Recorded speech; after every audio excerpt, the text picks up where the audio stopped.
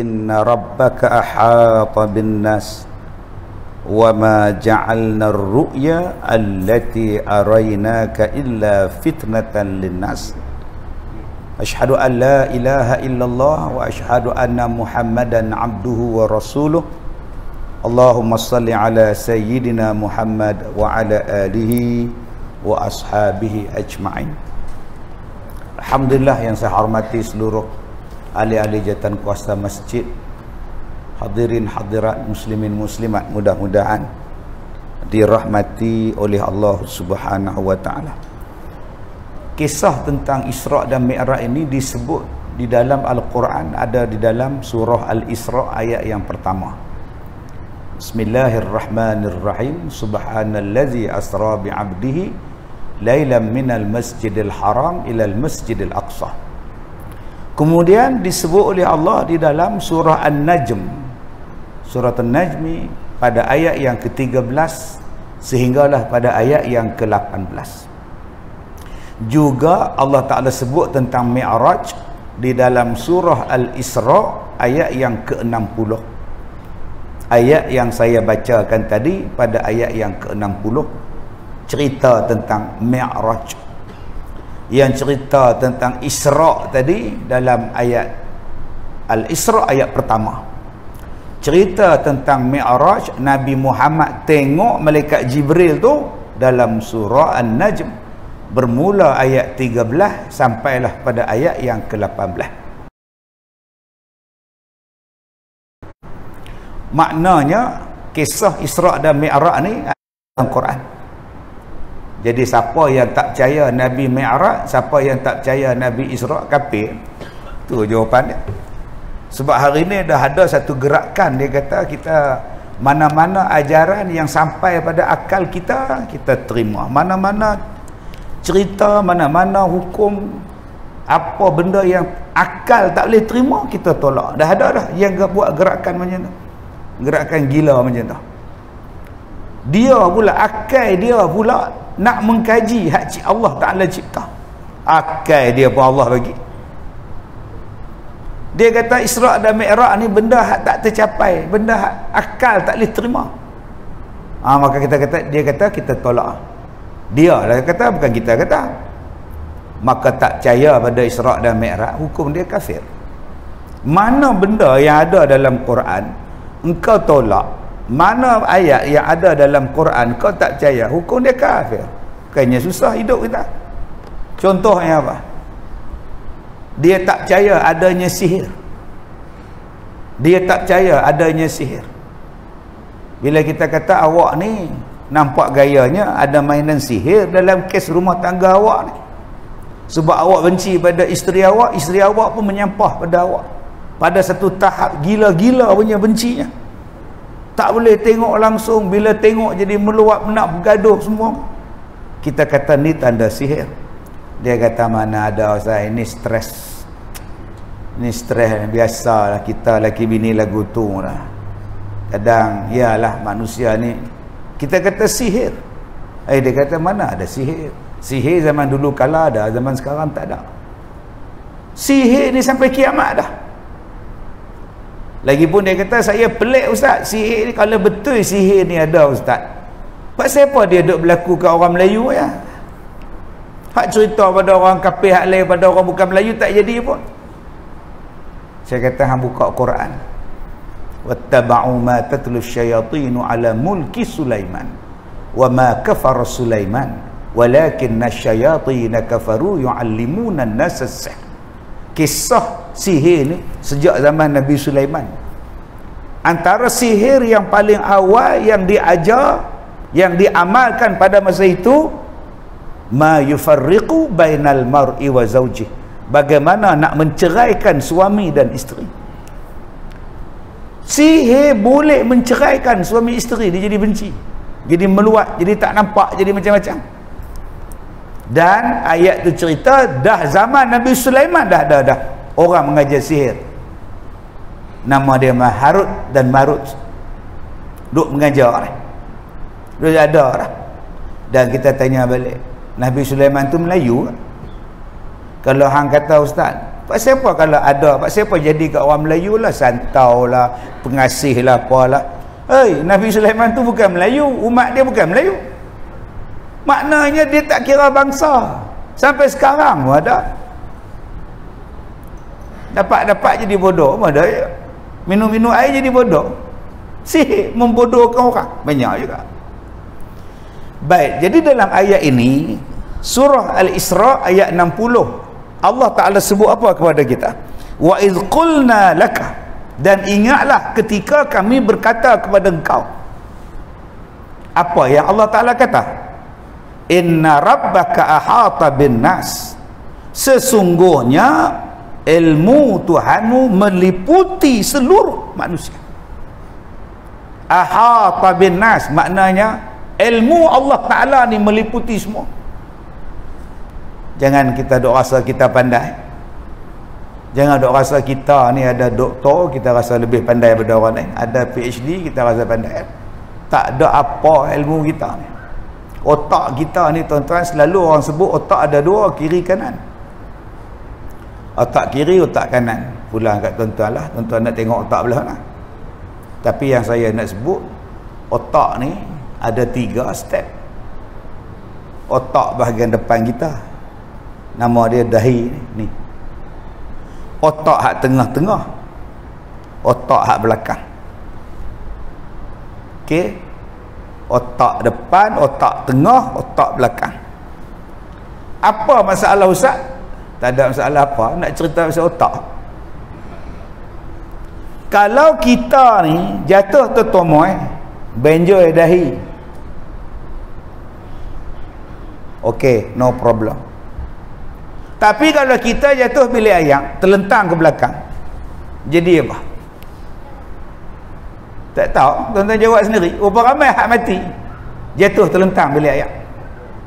Licin, terlentang. Tak terlentang pun koma lah saat seminggu. Tak koma pun dia lepas dia jatuh bilik air tu ustaz, yang jadi tak boleh ingat. Duduk di hospital ni tak ingat orang. Orang masjid tu imam muda pergi ziarah dengan imam satu. Tuan Haji, ni kami ni imam masjid Ittifaq ni, Sungai Nibung kecil. Kenal tak ni imam muda ni? Tak ingat. Tak ingat dah. Mai pengurusi MPKK. Tak ingat saya pengurusi baru ni MPKK ni. Tak perasan. Mai tu jemaah wanita tu kelas Yasin. Ingat tak saya ni? Kak Ha. Ingat. Oh, hak perempuan dia ingat tuan. Oh, nampak benar nipunya tuan. Mai nak darah janda ingat sudah. Sebab itu orang tua-tua dia tak bagi kita ditampak di belakang. Bila kita tampak di belakang, dia gegar otak, hilang ingatan. Jadi bengong jadi dia. Tapi kalau setakat tertumbuh depan, kita boleh ingat habis-habis kuat benjoy. Ingatan kita ni setakat tu ya. Setakat jatuh bilik air gila, setakat jatuh bilik air mati, tak pun koma. Kok nak stabil sikit pemikiran, sat lagi mai tua, sat lagi ingatan tak apa ingat. Tiba-tiba kita kata aku lebih pandai daripada Tuhan, aku lebih bijak daripada Tuhan. Ustaz, saya tak kata saya bijak daripada Tuhan. Bila hang petikai ayat Al-Quran, bila hang tak setuju dengan ayat Quran, maknanya hang kata hang lebih cerdik daripada Tuhan. Tu dia jawapan dia. Mukjizat ni tuan-tuan, otak tak boleh fikir. Mukjizat ni sains tak boleh bagi jawapan. Tu nama mukjizat. Isra' dan Mi'raj ni mukjizat.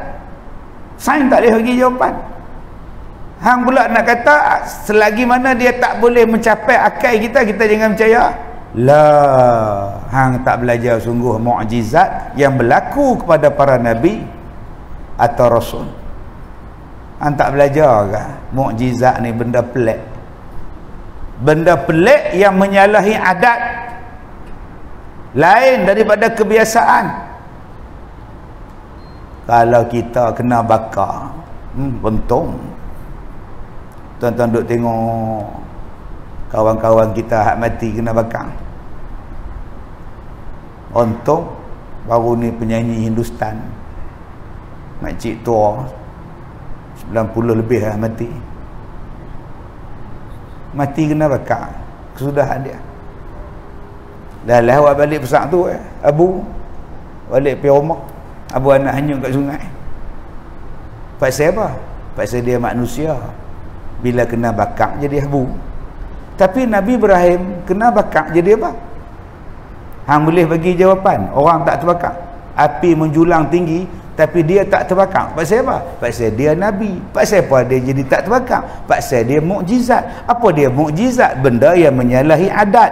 Apa dia benda yang menyalahi adat? Benda yang tak boleh terfikir dengan otak, tetapi boleh diterima dengan iman. Nabi Muhammad naik ke langit, otak kau tak tercapai. Macam mana manusia boleh lompat naik ke langit? Macam mana dibawa naik ke langit? Macam mana turun malam yang sama juga? Otak hang tak sampai, tapi iman hang sampai. Sebab apa? Sebab tu mukjizat. Tuan-tuan, hari ni manusia dia nak kaji benda mukjizat, jawapan dia tak cerdik. Mukjizat yang berlaku pada Nabi Isa, dia boleh menghidupkan orang mati. Apa cerita? Dia boleh hidupkan orang mati. Orang kusta boleh sihat dengan dia. Itu mukjizat. Mukjizat yang berlaku kepada Nabi Musa, pukul laut terbelah dua. Tongkat tu pergi pukul laut terbelah dua, boleh jalan dalam laut. Faqul nadrib bi'asakal bahr, keluar terbelah dua jalan. Jangan tuan-tuan nak cari tongkat dia pula, malah nak jambatan Ustaz, payah pergi katok depan tu nak habis berang, gerek senang Ustaz. Tak payah tu lepak. Buat kalau boleh. Tak boleh sebab kita bukan Nabi. Tak, tongkat dia ada, saya jumpa orang. Tak guna apa tongkat tu, pasal hang bukan Nabi. Benda ni hanya berlaku pada Nabi. Tetapi tuan-tuan yang saya hormati, benda-benda ini manusia ni Allah Ta'ala bagi pada dia kebolehan untuk berfikir. Memang kita tak boleh belah laut, jalan tengah-tengah dasar laut, tapi Allah bagi otak, hang boleh buat jambatan. Perancis, England buat terowong bawah laut. Singapura, tuan-tuan tengok Singapura ada terowong bawah laut antara pulau dengan pulau dia. Saya lalu 2-3 kali, waktu mula-mula dilancarkan, waktu mula-mula buka, duduk bawah laut, atas laut, kita duduk tengah. Saya kata ni tembus tirih ke, mengucap siap-siap kan. Allah Ta'ala bagi otak boleh buat, tapi nama kata hang nak belah macam Nabi Musa tak jadi dengan tongkat saja. Jangan tuan-tuan duk cerita-cerita pula kalau dapat tongkat tu Ustaz, kita pilang kawi senang lah, boleh makankan siakap, aku suka hang nak makan apa pun buat.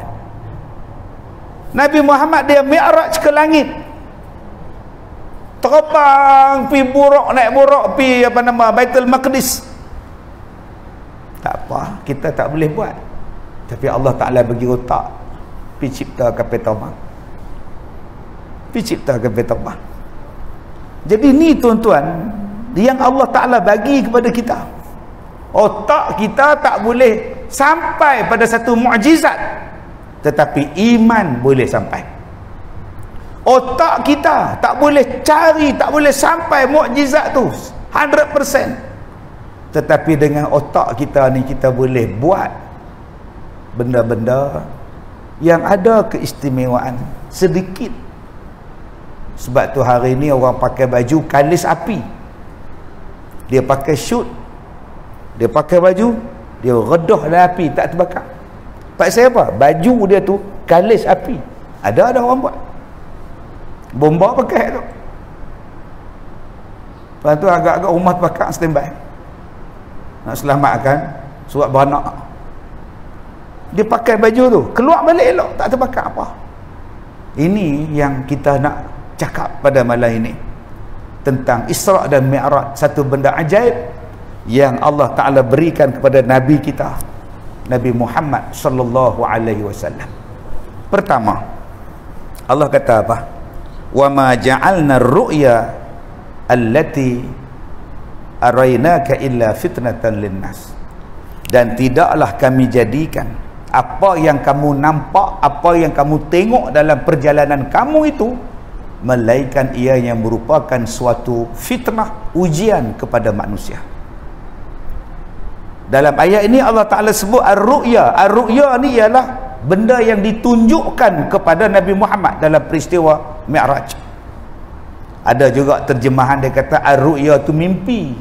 Nabi mimpi. Tak, Nabi tak mimpi. Apa dalil Nabi tak mimpi? Dalilnya patah balik kepada ayat pertama, subhanallazi asra bi'abdihi. Maha suci Allah yang memperjalankan hambanya. Maknanya Nabi Muhammad tu dibawa berjalan. Betul. Dalam ayat ni bukanlah maknanya mimpi. Ar-ru'ya maknanya ru'ya, tengok. Yang kamu dipertunjukkan, dipertengokkan, diperlihatkan. Itu makna ar-ru'ya. Nanti kalau tuan-tuan buka terjemahan, khususnya terjemahan daripada Indonesia, dia gunakan perkataan ar-ru'ya tu maknanya tengok dalam mimpi. Sebab tu ada orang kata Nabi Muhammad ini Isra' dan Mi'raj tu bukan batang tubuh dia. Nabi Muhammad tu mimpi saja. Tak. Ayat yang pertama surah Al-Isra' sebut dengan batang tubuhnya, jiwa raganya dibawa naik ke langit. Habis tu ar-ru'ya dalam ayat 60 ni apa Ustaz? Dipertunjukkan, diperlihatkan dalam perjalanan Mi'raj. Maka kata Allah, dia merupakan ujian kepada manusia. Fitnah linnas. Fitnah linnas, fitnatan linnas, ujian kepada manusia. Baik, dalam ayat ni fitnah jahat ke Ustaz? Orang Melayu faham fitnah tu jahat. Dia fitnah saya Ustaz. Tu yang saya marah, dia tulis dalam Facebook, dia fitnah saya. Dia kata hang buat apa? Hang buat apa? Dia fitnah saya, dia kata saya ambil, padahal saya tak ambil. Saya tak ambil, saya tak curi. Dia fitnah saya. Itu fitnah. Fitnah yang pertama, tuduh orang. Dia tak buat, kita tuduh dia. Itu fitnah. Yang ni paling banyak orang Melayu faham lah. Fitnah pergi tuduh orang. Dua, apa makna fitnah? Maksiat. Maksiat merata ni nama dia fitnah. Yang ketiga, apa makna fitnah? Perang. Perang tu pun fitnah. Yang keempat, fitnah tu apa? Ujian. Allah tes. Allah tes. Ujian keimanan, ujian. Allah Ta'ala sebut dalam ayat lain. Allah Ta'ala kata innama amwalukum wa auladukum fitnah. Sesungguhnya harta kamu, anak-anak kamu, ujian untuk kamu. Nampak? Bukan maknanya harta tu tak bagus. Bukan maknanya anak tu tak bagus. Ustaz, Allah kata fitnah anak tu. Ujian. Jangan tuan-tuan cekik pula budak tu pula.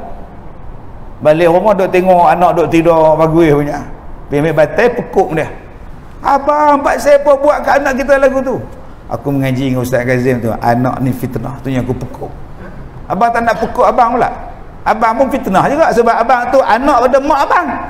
Aku tak apa. Aku tua. Ni budak ni kata ni. Nah ni sewel ni tuan-tuan. Sewel, saya teringat sewel ni, teringat isteri saya. Pelik kereta saya SWE. Loh abang, kereta abang sewel. Saya tengok muka dia tuan.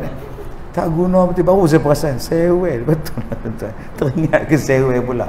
Nyesal beli kereta pelik sewel tuan ni. Baik, ulang balik. Teringat ke sewel, lupa tuan ni. Anak tu ujian, bukan maknanya jahat. Harta tu ujian, bukan maknanya tuan-tuan kena buang dalam laut tu. Buang tali besen, buang radio, buang blender. Pasal apa hang buang din? Allah kata fitrah.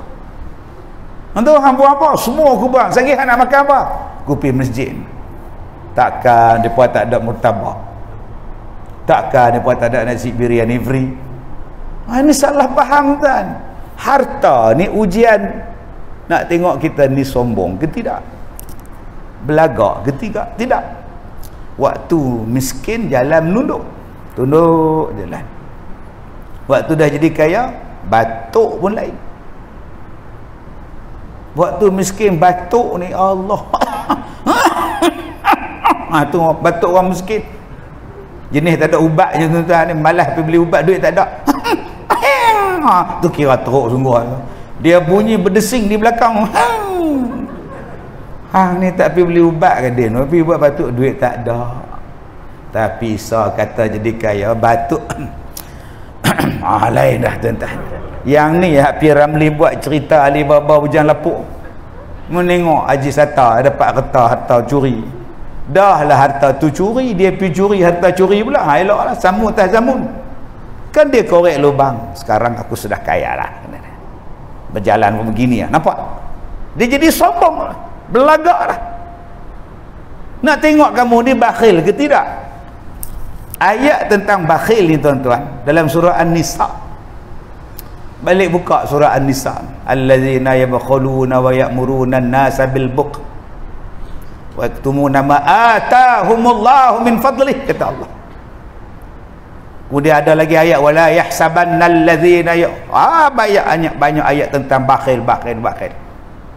Okey. Bakhil tu apa? Bakhil tu banyak makna. Bakhil makna dia apa? Ada satu orang dia kata, ulama dia kata, bakhil tu ialah orang kaya yang belagak miskin. Orang kaya yang belagak miskin. Padahal kaya tapi belagak miskin. Tabung duk berjalan depan dia, tak masuk pun.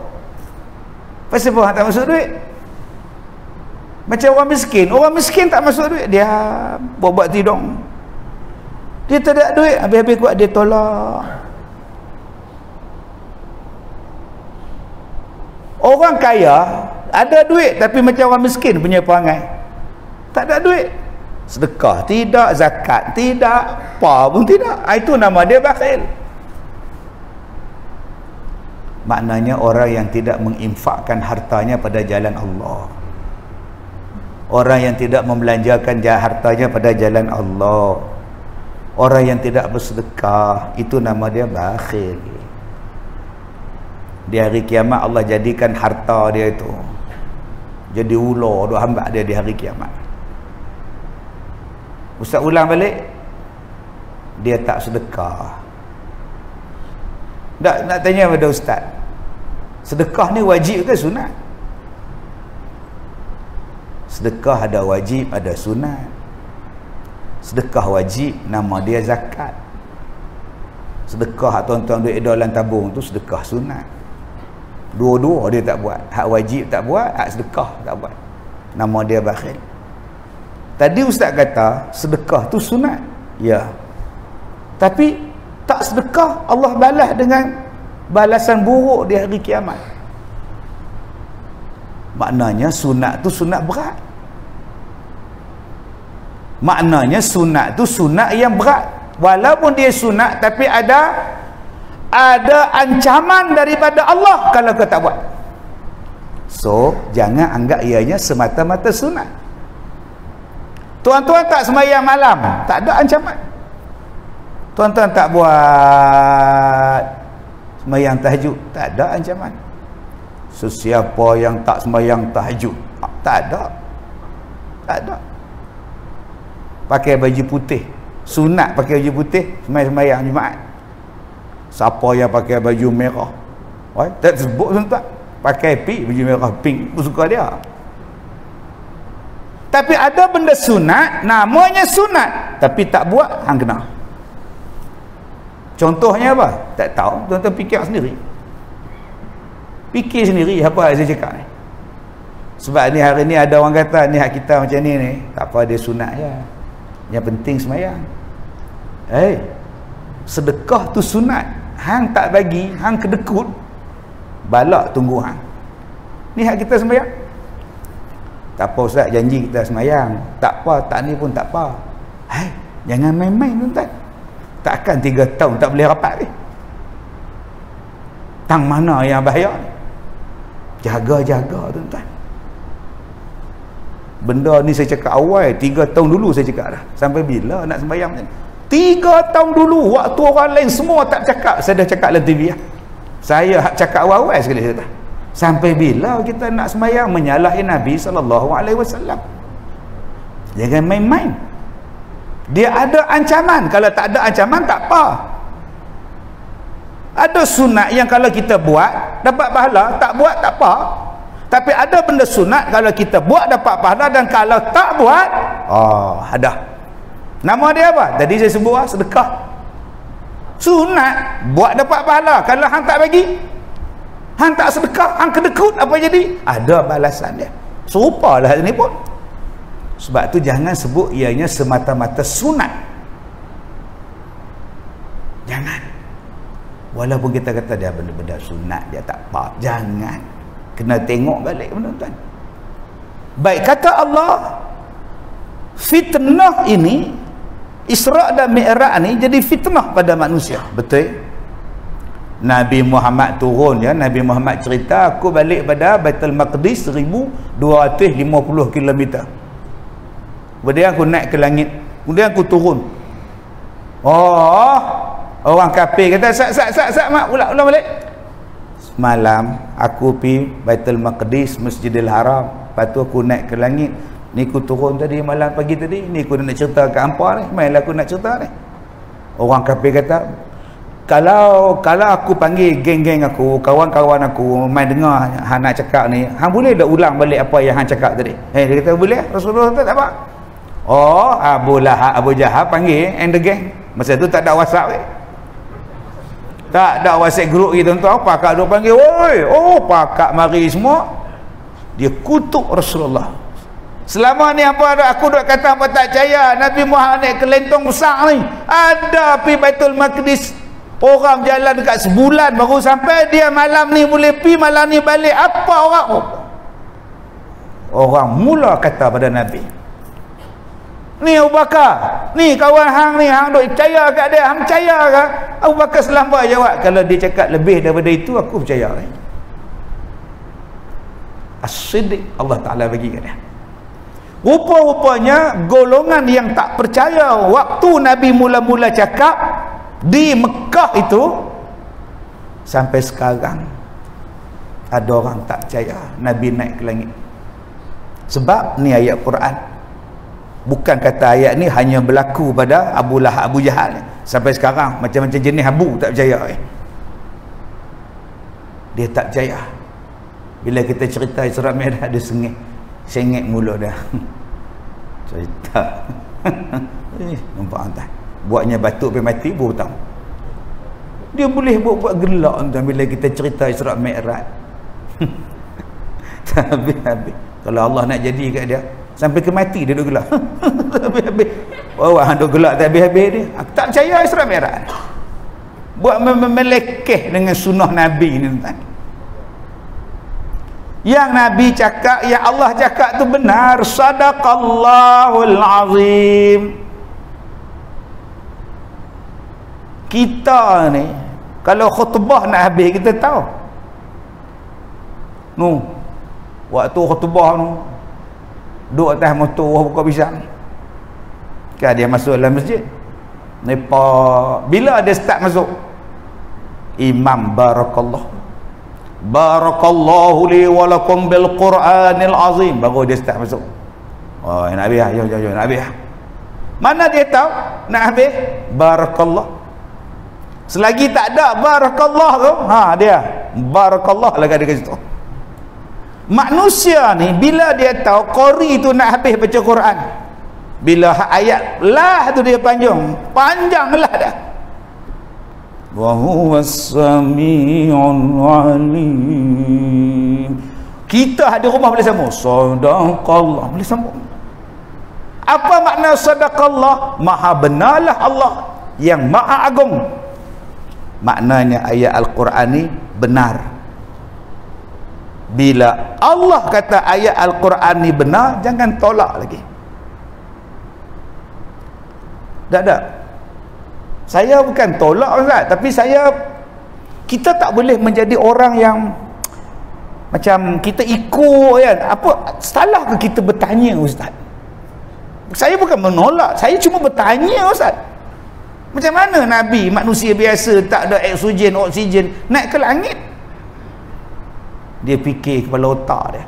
Dia rasa bila dia tanya Nabi Muhammad naik ke langit tanpa kapal angkasa, baju angkasawan, oksigen, benda tu dia rasa soalan tu macam soalan yang besar sangat. Macam Nabi Muhammad ditanya, kalau betul kau Nabi, kau cerita tentang Ashabul Kahfi. Seolah-olah pengetahuan tentang Ashabul Kahfi tu bagi orang yang tanya tu kira terror betul ya, dia boleh tahu Ashabul Kahfi. Kalau engkau betul Nabi Muhammad, ceritakan tentang Zulkarnain. Konon-kononnya pengetahuan dia tentang Zulkarnain tu kira hebat sungguhlah. Tu yang Allah jawab tu. Am hasibta anna ashabal kahfi war raqib kanu min ayatina ajaba? Apa kamu fikir kisah Ashabul Kahfi dan kisah Ar-Raqib adalah satu kisah ajaib yang besar bagi kamu? Dia rasa Nabi Muhammad naik ke langit ni, dia kata macam mana terbang nak. Dia fikir lagu tu. Soalan tu rasa dia bagi dia besar sangat. Kita jawab senang ya. Nabi Muhammad tu pi ke mana? Pi ke langit. Nama dia apa? Mi'raj. Hang rasa pelik Nabi Muhammad naik ke langit? Hang tak pelik Allah Ta'ala ciptakan langit? Tak pernah jatuh wala sekeping. Hang tak pelik langit?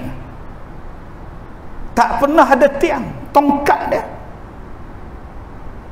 Tak ada pula kita dengar langit jatuh. Patut kalau tak ada tiang, reban dah. Tak pernah yang dengar reban. Yang reban stadium, yang runtuh stadium. Tiang punya banyak jatuh, JT dulu pun jatuh. Langit tak pernah jatuh. Yang tu yang pelik. Langit tak bertepi, yang tu yang pelik.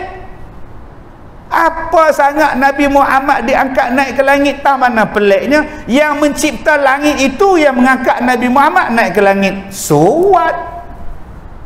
Lah, yang menciptakan langit itu membawa dia naik ke langit. So what? Ada orang kafir tanya, dah hancur, dah tulang belulang, dah hancur dah. Siapa yang boleh menghidupkan balik tulang yang dah hancur ni?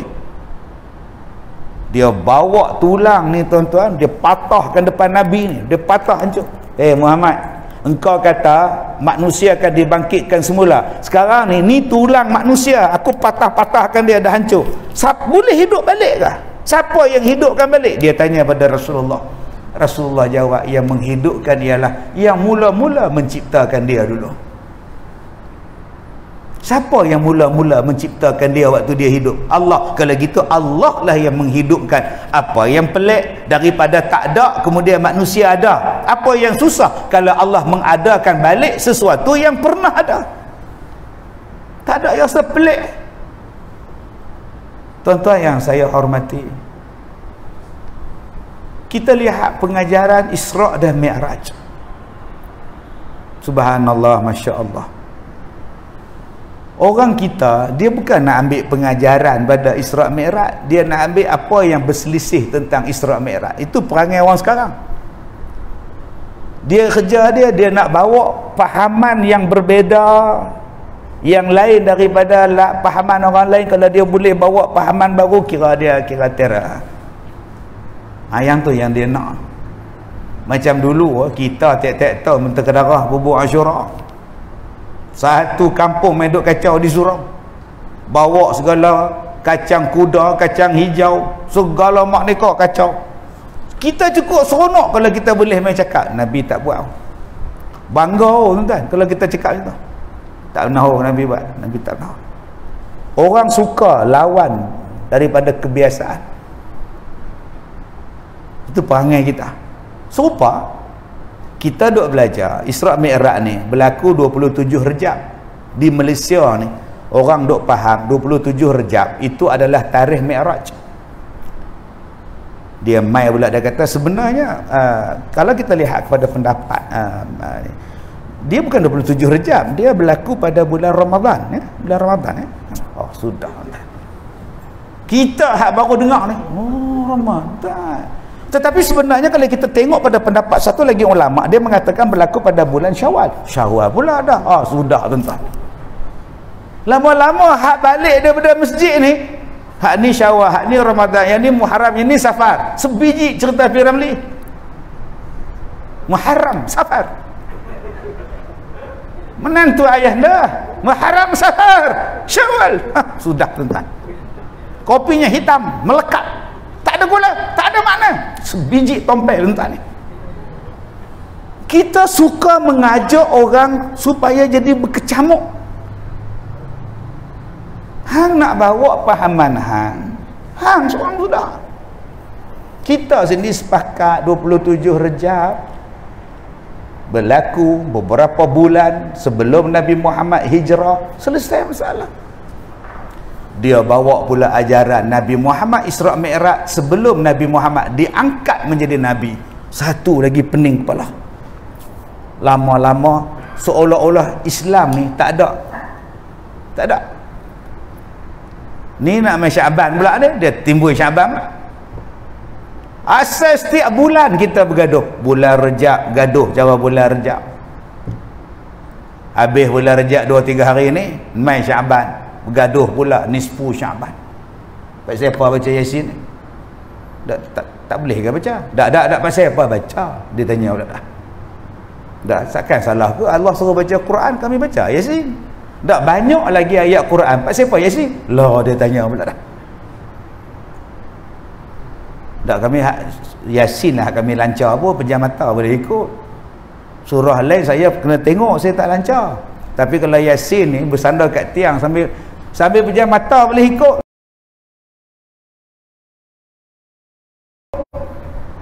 Cuba hang baca tengok sambil pejam mata. Yasin. Betul? Tak tahulah, kena tengok Quran jugalah. Tang Yasin tu saya lancar lah tak? Bergaduh pula dah 2-3 kali Yasin, gaduh lagi. Agak-agak habis bulan Syaban, main bulan Ramadan, agak-agak bergaduh lagi tak? Begitulah nasib umat Islam. Dia main bulan Ramadan lagi banyak.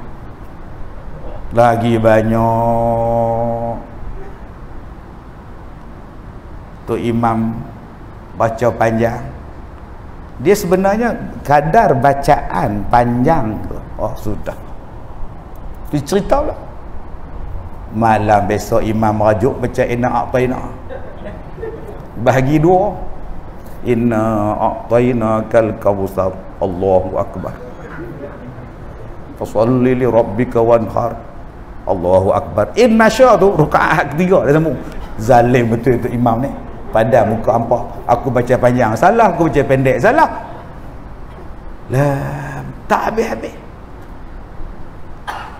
Kita suka duk selongkar benda hak nguruf di satu tempat.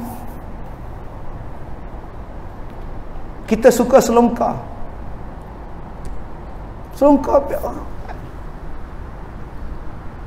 macam kita cerita buat kubur. Ada orang tanya saya, Ustaz, apa hukum bina-binaan di kubur? Tak payah bina lah, makruh. Kena ambil backhoe.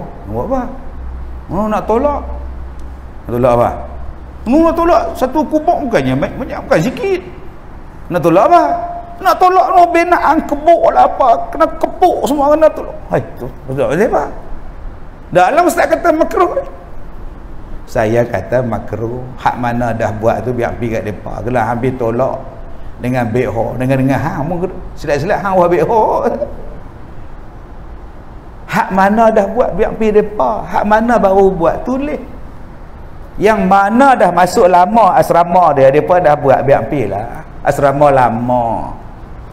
Hak baru nak masuk asrama ni, nak daftar baru ni, tak usah buat lah. Selesai masalah. Kan simple ni hidup. Bukannya haram. Allah tuan-tuan, kita ni kerja gaduh siang malam pagi petang. Habis bulan Ramadan main Syawal pula. Agak-agak bulan Syawal gaduh siapa pula. Begitulah umat Islam ni dibawa bergaduh daripada bulan Muharram sampai Zulkaidah, Zulhijjah apa semua tu, sampai habis kita buat. Orang putih dia tak. Orang putih dia tak gaduh bab-bab khilafiyah aku suka hampa. Kita ni pakai jam belah kiri pun sebenarnya kalau kita melihat belah otak hang melihat, aku suka dia nak pakai belah kiri kanan pun. Saya jumpa satu orang, kita makan guna chopstick haram. Ustaz, haram. Lah ni saya tengok orang kita makan ni, dia makan. Apa ni jadi kita ni? Saya kata, bang, makan menggunakan chopstick tak haram. Yang haramnya makan chopstick. Cekik sini mati tu. Bunuh diri nama dia. Apa jadi teruk sangat pasal perkara tu? Abang tahu hak di China orang Islam berpuluh juta semua makan ngong-ngong. Islam kat tu. Tu budaya depa. Budaya tak kacau bang. Tapi sayang tuan-tuan, kita ni dikelilingi oleh masyarakat yang macam tu. Patutnya kita diberi mikrofon untuk memberikan orang motivasi, memberikan orang berfikir. Isra' Mi'raj ni menjadikan orang berfikir, baru jadi otak cerdik. Nabi Muhammad naik buruk, sekali melangkah sejauh mata memandang. Cepatnya perjalanan sebulan, paling koman 20 hari berjalan kaki, boleh sampai dalam satu malam yang sama. Nak pergi Baitul Maqdis, oi laju sungguh. Laju kalau engkau menggunakan teknologi udara. Perjalanan akan menjadi cepat kalau engkau menggunakan teknologi udara. Cepat ni. Pasal apa Nabi tak naik unta jalan kaki tak? Pasal apa Nabi naik buruk terbang pula? Maknanya kalau manusia boleh terbang, memang cepat masa dia. Cuba fikir. Orang yang fikir nak terbang ni tuan-tuan, nama dia Abbas bin Firnas. Orang Islam, nama dia Abbas bin Firnas. Orang tak panggil dia Abbas, orang Arab ke orang dulu-dulu dia tak panggil nama, dia panggil pak dia Ibnu Firnas. Yang mula-mula terjun daripada Masjid Cordoba tu tuan-tuan, dia buat satu bingkai, dia buat daripada bulu burung, dia buat daripada kain sutra, dia terbang. Pak saya apa? Dia buat kajian mesin macam mana manusia boleh terbang. Kenapa bulu burung? Kenapa daripada kain sutra? Mula-mula sekali dia buat.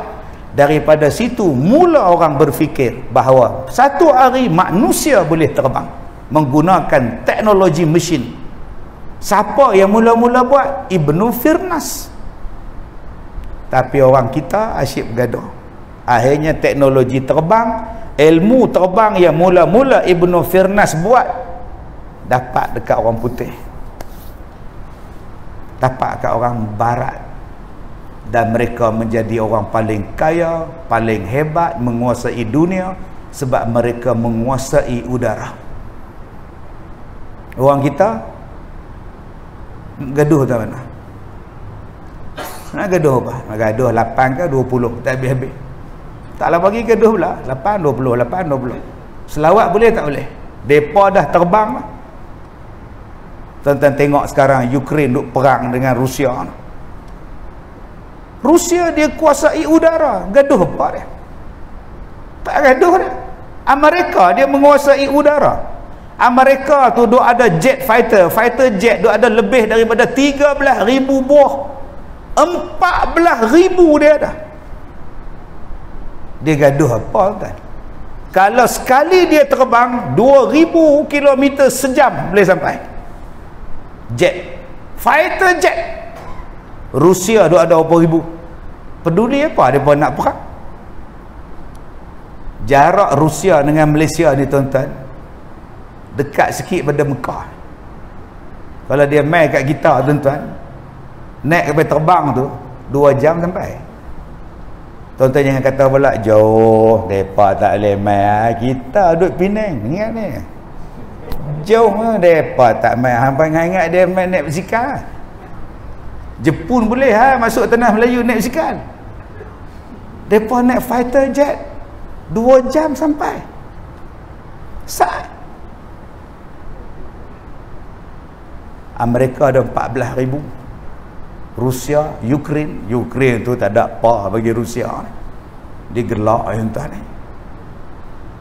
Sebab tu dia berani, hang tak mau aku serang. Pasal dia kuat. Tuan-tuan sekarang nak pergi cakap macam tu kat siapa? Rusia direct cakap, kalau masuk NATO mampu hang. Kami serah hang. Terkejut beruk orang tu. Main sungguh tuan. Pasal apa? Pasal dia kuat. Agak-agak Malaysia boleh ugut siapa?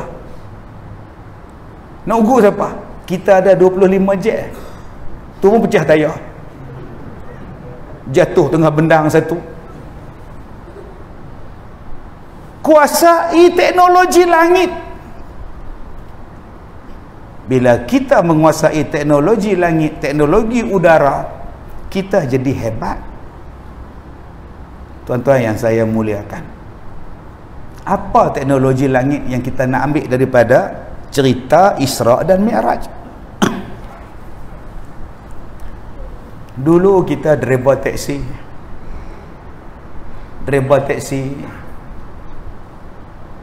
susahlah hidup, duduk dekat hentian taksi, tunggu orang panggil berkopi, kadang-kadang duduk main dam, tunggu operator dia, okey 34 okey jamboi 34 okey, tak ada orang kau duduk menung tu main dam, main carrom. Bila manusia fikir, dia guna otak, dia guna teknologi langit. Hari ni tuan-tuan, senang panggil Grab, senang panggil Uber. Kalaulah orang Melayu cipta Grab, cipta Uber, lama kita berjaya. Sayang tuan-tuan. Ni teknologi langit. Tuan-tuan ada handphone, tak payah ada wayar, boleh telefon, boleh buat video call, boleh bercakap satu dunia. Dan orang yang cipta telefon ni pun kaya, orang yang ada telekomunikasi ni pun kaya. Sekarang semua guna teknologi langit. Nak masuk dalam masjid pun tuan-tuan kena scan. Siapa yang buat benda ni tuan-tuan? Tapi orang Melayu kita masih bercakap 8 ke 20, berpuluh-puluh tahun. Tuan-tuan tahu tak, ada orang yang jual tudung online 50 juta ringgit setahun, dia jual tudung online saja. Ada yang jual face mask di muka kita tu, face mask tu dia jual berpuluh juta online saja. Order bayar, order hantar, order hantar, order hantar, order hantar, order, tak payah buat apa, duduk di rumah hantar. Tak payah sewa kedai, tak payah masuk supermarket, duduk di rumah kat dapur. Teknologi langit. Yang ni yang kita kena fikir. Saya masak saja nasi goreng ya, 8 juta orang tengok. Terkejut beruk saya. Beruk pun tak terkejutnya tu. Saya masak nasi goreng 8 juta. Kita ceramah maghrib di masjid 5 orang. 5 orang. Tu pun kencing tak lawas 2 orang. Saat masuk, saat keluar, saat masuk, saat keluar.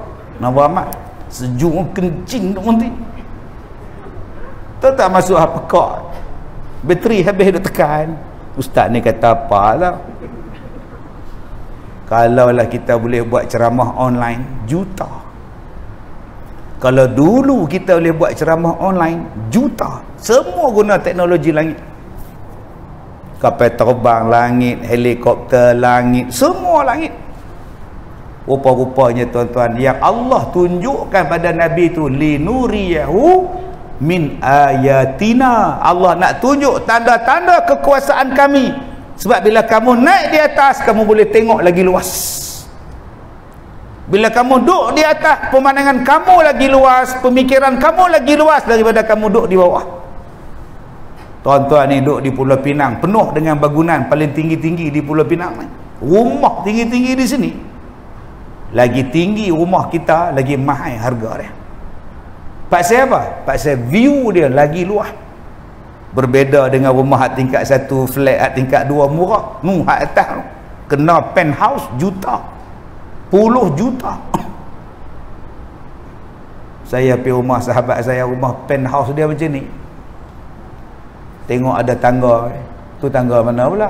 Dalam rumah kondo dia tu ada lagi tangga naik tingkat atas. Lah. Paling tinggi sekali, saya tak mau naik gayat. Tuan-tuan yang saya hormati, anak-anak muda ramai malam ni, jom kita fikir apa benda yang kita boleh guna teknologi langit yang belum diguna pakai, yang belum diciptakan untuk kita buat, supaya pemandangan kita jauh, pemikiran kita luas, view kita, pencapaian kita lagi luas. Tuan-tuan fahamkan maksud pencapaian tu? Pencapaian tu saya telah berjaya memenang pingat emas, bukan. Pencapaian tu makna coverage kita lagi jauh. Kena cari jalan.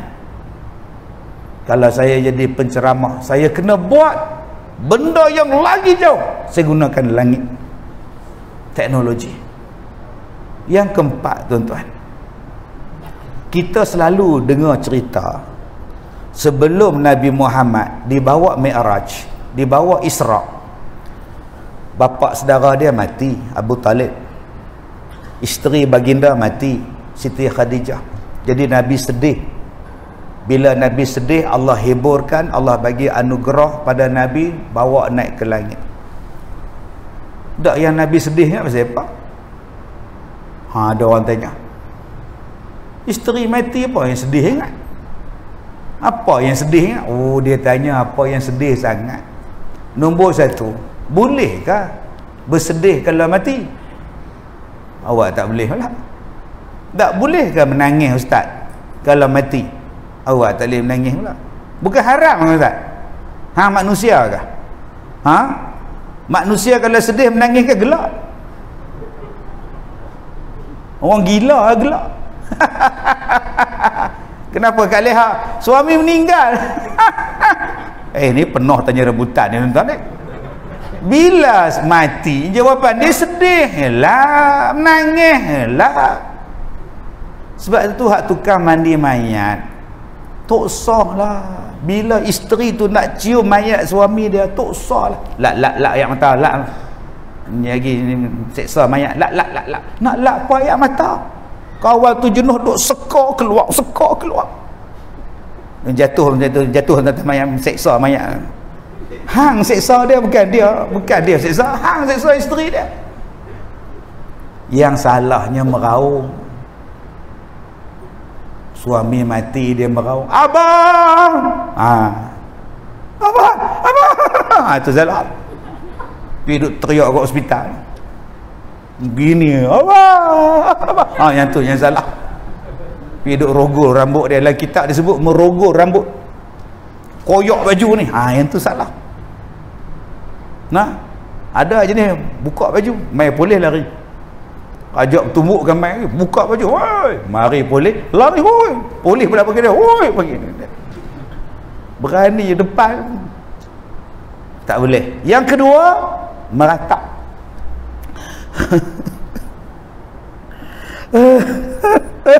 Yang tak. Siapalah nak bagi duit kat mak hang lah, selama ni duk bayar mak kat pak hang. Tak bagi apa kat mak hang, mati pula. Dosa. Laki tengah duk kapan, masa tu lah isteri dia teriak, abang kata abang nak mati dengan saya, abang mati dulu, siapa nak jaga saya abang? Tok Imam jawab, saya ada. Celaka tu tak padan. Tok Imam tak ada mayat tu tanam ngorak dah. Ni di Afrika, bukan sini. Yang ketiga, tak boleh. Tu.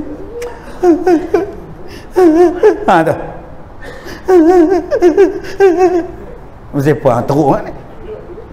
Wah, mati. Dah hang sekadar menangis sudah. Kalau ada macam ni tuan-tuan, bawa dia duduk depan. Manduk teriak macam tu, siapa? Sekadar menangis tak apa, tak haram. Bersedih, isteri mati biasa, suami mati biasa. Nabi pun manusia, dia pun sedih juga. Ibrahim mati, Nabi sedih juga anak dia. Tapi ada hak-hak dia. Tak, kenapa yang dia sedih sangat ustaz? Pasal dua orang ni lah yang duk backup dia. Tuan-tuan tahu tahap backup tu lagu mana? Yang ni yang kita tak belajar. Kita jarang dengar cerita ni. Tahap backup Abu Talib dengan Khadijah tu, tahap dia apa Ustaz? Yang sampai Nabi sedih sangat bila mereka berdua ni meninggal. Tahun 7 kenabian. Tahun Nabi Muhammad dilantik menjadi Nabi tahun ke-7 sampai tahun 10. 3 tahun Bani Hashim dan Bani Muttalib diboykot, dikepalai oleh Abu Jahal, Abu Lahab. 3 tahun boykot. Yang ni lah tuan-tuan yang kita duk baca dalam hadis, bada'al islamu ghariban wa sayaudu kama bada'a ghariban fatuba lil ghuraba. Islam itu bermula dalam keadaan dagang, Islam bermula dalam keadaan asing, Islam dimulakan dalam keadaan dibenci. Satu hari kata Nabi, Islam kembali dibenci, Islam kembali dipulau, Islam kembali dizalimi. Maka beruntunglah siapa-siapa yang dipulaukan. Dagang tu macam mana Ustaz? Adakah pedagang ni macam kita duk meniaga nasi dagang? Tak. Berdagang tu tuan-tuan boleh tengok dalam cerita Seri Mersing 1962. Arahan Saleh Ghani. Pelakon dia Syarif Medan dengan Nurdin Ahmad. Tengok tang situ. Tengok tang situ. Macam mana kata dagang. Asal jahat je damak. Asal benda tak elok je damak. Pasal apa? Pasal damak tu orang dagang di situ. Benda jahat semua damak. Anak ketua kampung tuduh damak, ketua kampung tuduh damak. Mak dara pakai soget tu pun kata kat damak. Semua satu kampung kata dekat dia. Depa 3 beranak ni hina. Orang benci, tak suka, orang tak berkawan, tak berkawan pun. Lah sekali tahu siapa salah, siapa betul. Pak Malau mai pujuk damak. Damak, selama ini aku tidur dalam jaga. Kaulah yang mengejutkan aku damak. Saya tidak ada jasa. Kalau ada pun ianya sebagai tanggungjawab saya Pak Malau. Kau berjasa kepada kami damak. Aku ada hajat yang besar dengan kau. Sebelum saya menyampaikan hajat orang, ada baiknya saya menyampaikan hajat saya Pak Malau. Apa hajat engkau? Saya nak balik ke Pahang. Tinggal sajalah kau di sini damak. Seluruh orang kampung suka dengan kau. Hujan batu di negeri sendiri, hujan emas di negeri orang Pak Malau. Ada baiknya hujan batu. Sudahlah damak, perkara yang lepas jangan diulang kaji damak. Macam buat homework pula, ulang kaji pula. Last sekali damak kata apa? Kajang Pak Malau, kajang melipat. Dia start lagu tu. Kajang Pak Malau, kajang melipat, kajang hamba mengkuang lalu. Dagang Pak Malau, dagang bertempat. Dagang saya musafir lalu. Saya nak pulang Pak Malau. Tu dia nama dia dagang. Kerah hati sungguh damak ni. Sampai Pak Malau tu pujuk mak damak tu, janganlah balik Pahang, tinggal di sini. Baru nak minta maaf. Kau pujuklah anak kau tinggal saja di Mersing ini. Apa mak dia kata? Kalau anak aku kecil, bolehlah aku menyuruhnya Malau. Tuan-tuan tak ingat tu nama dia Neng Yatimah. Dagang ni maknanya apa? Di pulau, dibenci, di Allah. Nabi cerita dah, di akhir zaman Islam akan jadi macam itu. So, di mana nak tengok dagangnya Ustaz? Tengok 3 tahun Nabi diboykot. Sebelum bapa saudara dia meninggal, sebelum isteri baginda meninggal, sebelum naik Mi'raj. Apa dia Ustaz? Tak boleh berkahwin dengan mana-mana orang daripada Bani Hashim dan Bani Muttalib. Tak boleh kahwin, boykot. 2, tak boleh berniaga dan diperniagakan apa-apa urusan dengan Bani Hashim dan Bani Muttalib. No business. Tak boleh. Sampai Mereka terpaksa berbisnes dengan orang luar Mekah. Kemudian ada pula custom Mekah duk tunggu. Kalau kau nak jual pada Bani Muttalib, Bani Hashim, harga mesti berlipat kali ganda. Kalau tidak, nahas kau tak boleh masuk Mekah. Oi, dahsyat. Dibuat pengepungan. Sampailah Nabi Muhammad dan keluarga baginda orang Islam tu duduk dalam Syam nama dia, Abi Talib, satu tempat pergunungan di tengah-tengah di situ. Buatlah satu tempat di situlah, air tak ada, makanan tak ada, dikepung, sekat, tak boleh dapat apa, tak ada akses. Habis itu Nabi dapat daripada mana makanan, ustaz? Anak saudara Siti Khadijah curi-curi masuk bagi makan 3 tahun, sampai sahabat-sahabat ni terpaksa makan daun, tuan-tuan. Apa yang berlaku dekat Nabi ni akan berlaku balik dekat kita. Nak semayang pun tak boleh. Tuan-tuan fikir balik, jadi tak balik apa hak jadi kat Nabi kata jadi balik, tuan-tuan. Subhanallah, Masya Allah. 3 tahun. Habis tu siapa yang support masa itu? Siti Khadijah. Berhabis-habisan harta dia. Kalau mereka jual dengan berlipat kali ganda, itu sajalah, belilah, walaupun kita rugi banyak, janji boleh makan. Abu Talib, tuan-tuan, sampai sakit duk pertahankan Nabi. Mereka tulis dekat Kaabah satu memorandum, selagi mana Muhammad tak diserahkan kepada kami, selagi itu kita boikot mereka. Mereka minta Nabi Muhammad untuk dibunuh, barulah kamu semua dibebaskan. Satu hari Nabi kata dekat Abu Talib, memorandum dekat Kaabah tu dah dimakan anak-anak, dah tak terpakai dah. Bila orang kesian tengok keluarga Bani Hashim, Bani Muttalib, orang kesian, tak makan, tak boleh hidup dengan baik, mati tak dipedulikan, bisnes tak boleh, air tak ada, makan tak ada, 3 tahun kan. Orang mula lawan. Mana boleh, mereka pun manusia juga, mereka pun orang juga, mereka pun lawan, tuan-tuan. Dah wujud gerakan bantah pada masa itu. Geng Abu Lahab ni, geng Abu Jahal dah dibantah. Abu Talib ni dia kata, hei, engkau punya ni dah tak laku, tak laku, tak percaya, kau buka memorandum dekat Kaabah tu, dia dah dimakan anak-anak, melainkan kalimah Allah yang ditulis tak dimakan anak-anak. Siapa bagi tahu kau? Anak menakan aku, Muhammad bagi tahu. Depa buka, tuan-tuan, bila buka memorandum tu, memorandum boykot tu, notis tu, betul tuan-tuan, hanya kalimah Allah saja yang tak dimakan. Itulah benarnya anak saudara aku, Nabi hangpa tak percaya. Dia kata dia tu ahli sihir, kami tak percaya. Bila dimakan anak-anak, tuan-tuan, bermulalah habis 3 tahun diboikot. Jadi apa yang berlaku dekat Nabi sampai satu tahap macam itu punya seksa, dianak tirikan, dipulaukan, diseksa, kata Nabi akan berlaku pada kita. So apa tak? So what? So apa?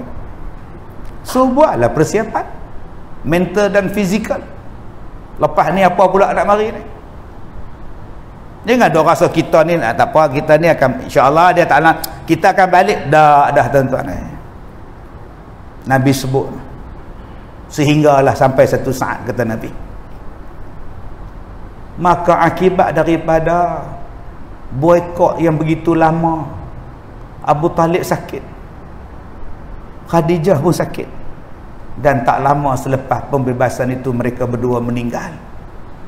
Sedihnya Nabi Muhammad yang duk tolong aku, yang duk support, yang duk backup depa ni sampai sakit, depa ni mati, hibah hati Rasulullah.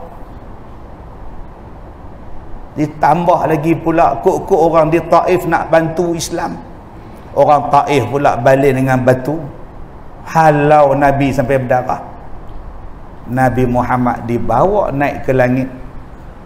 Kamu jangan pedulilah orang yang benci pada Islam, yang tak suka pada kamu Muhammad. Kamu tengok kekuasaan Allah sangat hebat. Apa kamu peduli mereka yang kecil micit benda? Kamu tengok saja Jibril, satu sayap dia buka saja gelap segala alam ni, belum dia buka 600 sayap dia lagi. Dan Nabi Muhammad nampak sejelas-jelasnya malaikat Jibril dalam rupanya yang asal. Maka menguatkan hati Rasulullah, tak payah nak sedih lagi dengan yang duk hentam dia, yang nak bunuh Nabi. Sebab itu tuan-tuan, bila kita rasa sedih, bila kita rasa susah, cari Tuhan. Bukan cari dadah, bukan cari arak. Ada orang bila rasa sedih cari Jabatan Pulau Pinang, tu nyusahkan bomba nak menyelam pula. Orang cari Tuhan. Di mana tempat nak cari, ustaz? Tuhan bukan bertempat. Tuhan bukan duduk di aras, Tuhan bukan duduk bersila, ustaz. Tuhan tak bertempat. Ada. Untuk mencari Tuhan tu bukan kita boleh tengok cokong lagu tu tengok Tuhan. Tak. Mendekatkan diri pada dia. Di mana asasnya? Di masjid. Minal masjidil haram ilal masjidil aqsa. Daripada masjid haram pergi masjid aqsa. Kenapa Nabi bergerak dari masjid? Banyak lagi tempat lain. Banyak lagi tempat lain. Tapi kenapa Allah pilih dari masjid ke masjid? Sebab ini adalah nadi umat Islam. Saya bila bulan lepas main masjid tuan-tuan ni, saya rasa Allahu Akbar. Lawanya, cantiknya masjid, segaknya, bersihnya. Gambaran kita tu apa? Kita rasa apa? Duduklah masjid lagu ni, kita rasa apa? Ada yang jawab rasa nak kencing, saya sejuk gila ni. Orang tanya lain, hang jawab lain. Kita rasa tenang, kita rasa seronok.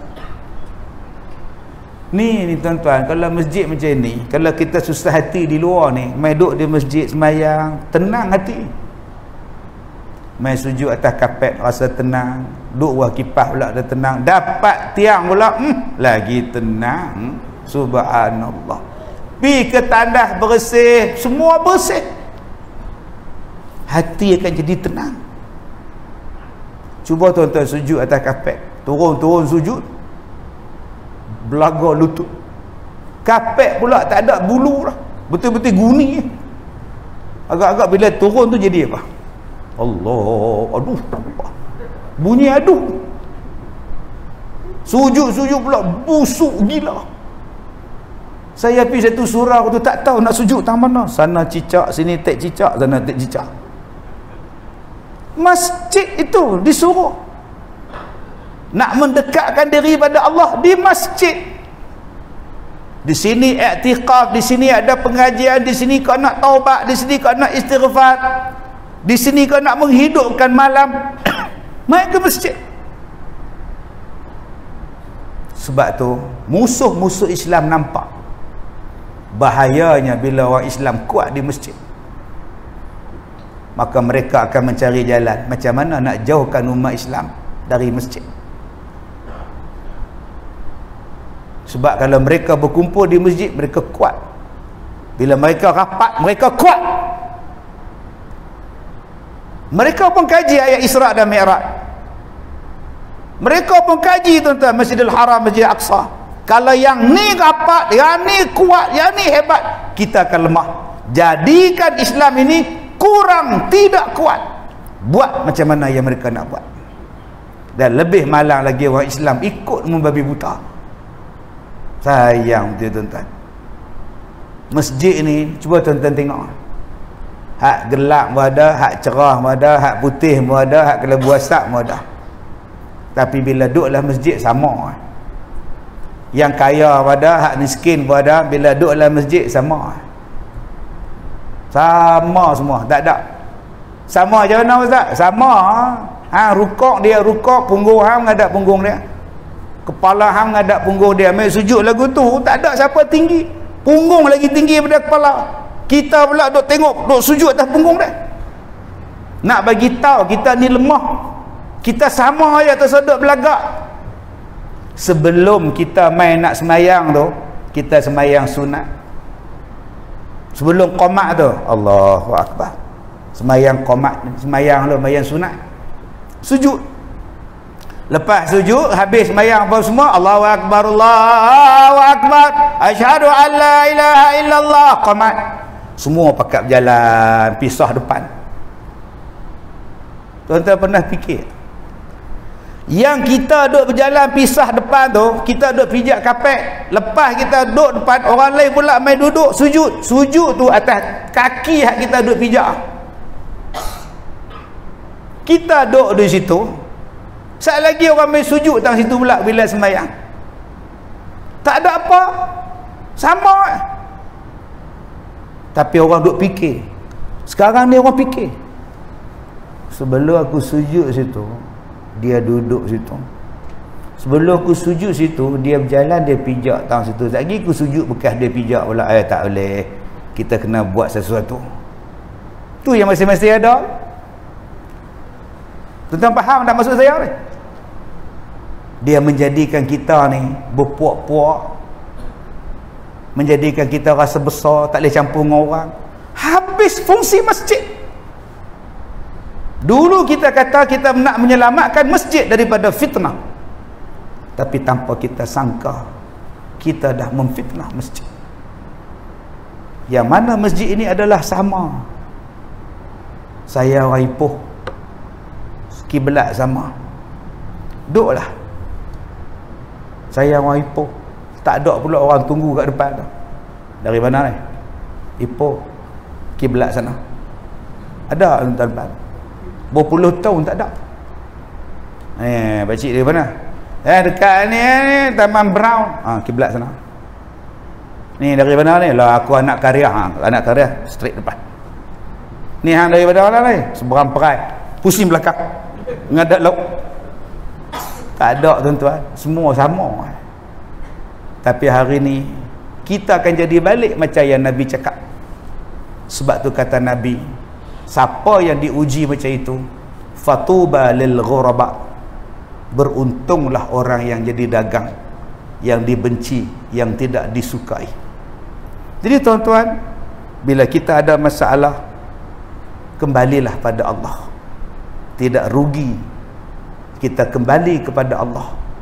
Dan Nabi Muhammad dipertunjukkan Allah tu maha gagah, maha perkuasa, kekuasaan dia. Maka Nabi bila dah balik, Nabi lagi kuat semangat. Nabi hijrah dan Nabi berjaya.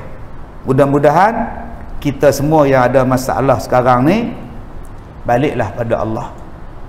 Masalah duit, masalah kerja, masalah keluarga, masalah penyakit, baliklah kepada Allah.